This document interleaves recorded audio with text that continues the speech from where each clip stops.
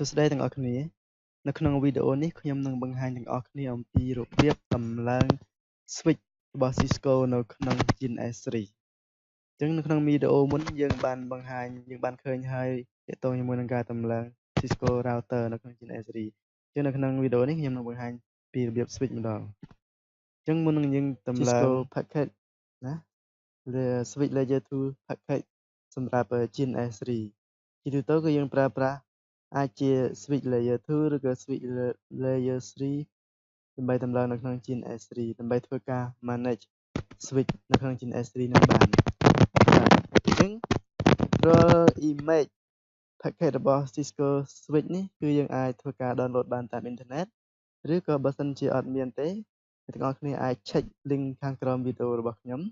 នឹងដាក់ជូន download ដោយឥតគិតថ្លៃបាទអញ្ចឹងយើងចាប់ផ្ដើមខ្ញុំបានដំណើរការ GNS3 រួចហើយនេះគឺជា GNS3 របស់ខ្ញុំអញ្ចឹងដើម្បីធ្វើការ configure ឬក៏ add Cisco switch អ្នកទាំងអស់គ្នាអាចចូលទៅក្នុង file import appliance ក៏បានឬក៏អ្នកទាំងអស់គ្នាចូលទៅក្នុង new appliance template ក៏បានដែរបាទខ្ញុំ click នៅលើហ្នឹងហើយខ្ញុំចូលទៅក្នុង import an appliance template file បាទតទៅមកទៀតគឺយើងត្រូវជ្រើសរើសទីតាំង file ដែលយើងបាន download ទុកបាទអញ្ចឹងខ្ញុំទុកនៅក្នុង drive ISO GNS3 បាទអញ្ចឹង file ដែលខ្ញុំនៅក្នុងនេះគឺនៅក្នុង switch layer 2បាទអញ្ចឹង Cisco iOS layer 2 .gns3a បាទនេះគឺជា extension file របស់ Cisco switch ដើម្បីយកទៅ import យកទៅ configure នៅលើ GNS3 បាទ click ទៅលើឈ្មោះ file ហ្នឹងហើយ open next អញ្ចឹងជា recommend GNS3 Cisco switch គឺត្រូវតែតម្លើងនៅក្នុងជាមួយ GNS3 VMware ណាជា recommend អញ្ចឹងយើងអត់មាន option អីផ្សេងដែលអាចរើសបានដូចនៅក្នុង router ទេអញ្ចឹងយើងយកចំណុចហ្នឹងហើយ next បាទអញ្ចឹង GNS3 Cisco switch ហ្នឹងគឺវាអាចមានច្រើន version តែនៅក្នុងនេះគឺខ្ញុំមានlayer 2 series version មួយនេះទំហំវា39 មេបាទបើសិនយើងមានប្រភេទនេះគឺយើងអាចយកប្រភេទនេះបានតែខ្ញុំមានតែ VIOS layer 2 Advanced Enterprise SEK9 ណានេះគឺជាប្រភេទversion file របស់ Cisco switch layer 2បាទអញ្ចឹងយើង next ទៀតមក click នៅលើ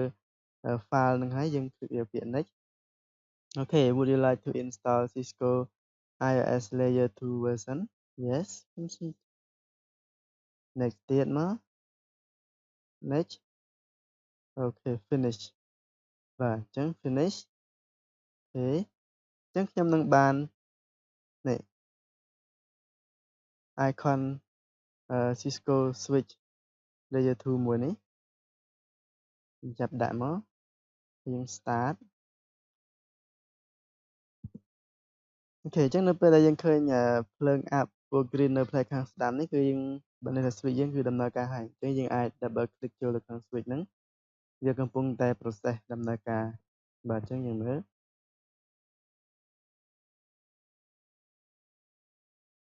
សូមរងចាំបន្តិចវាអាចយូរបន្តិចដោយសារយើងទៅតម្លើងថ្មី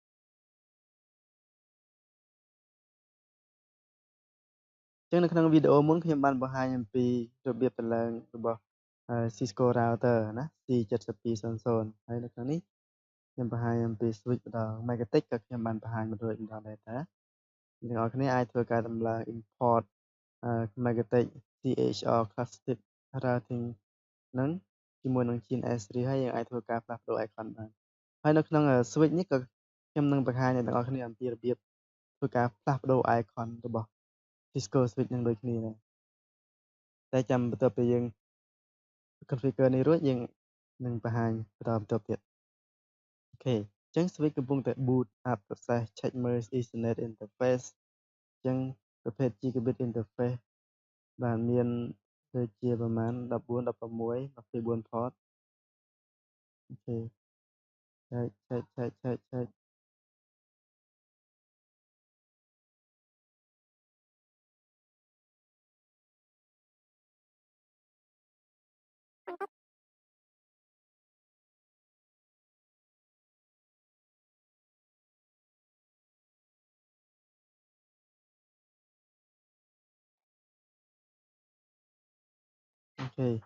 boot process ត្រូវបានបញ្ចប់យើងសាកតេស្តមើល enable show version អូខេនេះគឺជា image file របស់ switch គឺ visos 12 advanced enterprise sek9m បាទនឹងគឺជា version យើងអាច show IP interface brief មើល interface អូខេអញ្ចឹង interface switch ជា default គឺវា start ទាំងអស់ណាអាប់ទាំងអស់ធម្មតាយើងនៅពេលយើង power on switch យើងអាចយក send network ទៅ dot ទៅវាស្គាល់គ្នាបាទអញ្ចឹងដោយសារជា default គឺវា start អត់មាន shutdown ដូច router អញ្ចឹង port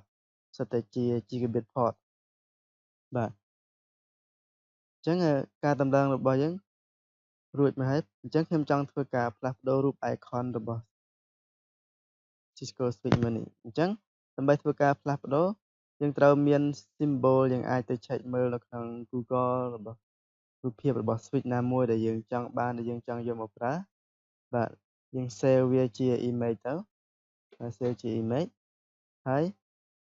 យើងយកទៅកាត់រៀបចំនៅក្នុងកម្មវិធីអីក៏បានទៅតាមទំហំទៅតាម size ដែលយើងចង់បានអញ្ចឹងខ្ញុំមានរូបភាពមួយនេះបាទ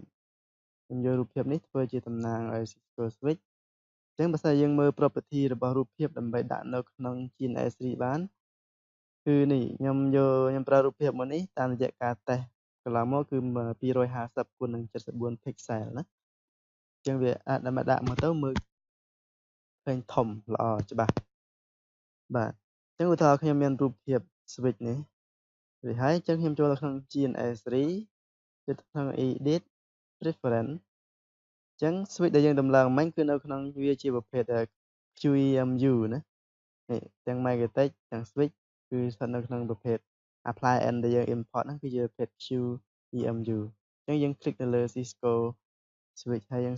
scroll មកក្រោមហើយយកពាក្យ edit បាទអញ្ចឹងនៅក្នុង edit នេះគឺយើងមើលកន្លែង symbol ហ្នឹងហើយគឺជាកន្លែងដែលយើងប្រើសម្រាប់ផ្លាស់ប្ដូររូប icon នៅក្នុង GNS3 អញ្ចឹងរាល់ device មួយយើងឃើញមាន icon នៅលើហ្នឹងគឺវាទាញចេញពីខាងនេះអញ្ចឹងយើងអាច browse នេះគឺជា default icon របស់ GNS3 ប៉ុន្តែដោយសារខ្ញុំអត់ចង់បាន icon នៅក្នុងនេះទេអញ្ចឹងដោយសារខ្ញុំមានរូបរបស់ខ្ញុំផ្ទាល់ខ្ញុំយក new use custom symbol ណារួចយើងប្រើទៅយក icon ដែលយើងចង់ប្រើអញ្ចឹង icon ខ្ញុំទុកនៅក្នុង D ISO GNS switch layer 2ពេលនេះរូបភាពជាប្រភេទ file .png ណាបងប្អូន click open អូខេ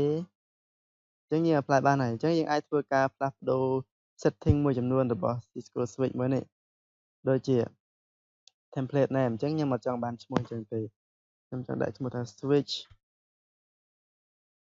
បាទដាក់ឈ្មោះថា switch អញ្ចឹងទៅHD DVD